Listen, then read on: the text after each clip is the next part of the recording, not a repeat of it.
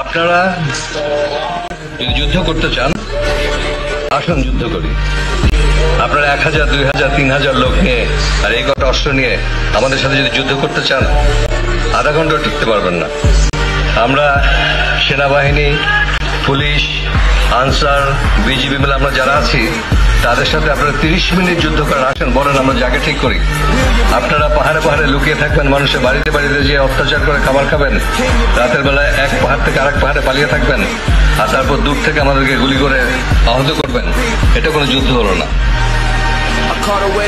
এটা হলো mercenary activities, সন্ত্রাসী কার্যক্রম।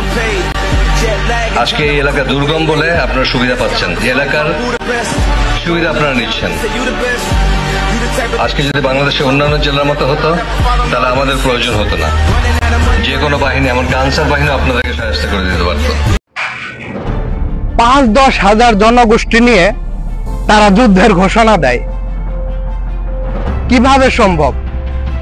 কে আছে তাদের পেছনে? যে পাহাড়িরা যদি যুদ্ধ চায় তাহলে সেনাবাহিনী যুদ্ধ করতে রাজি, সমস্যা নাই, তাদের আসতে দেন।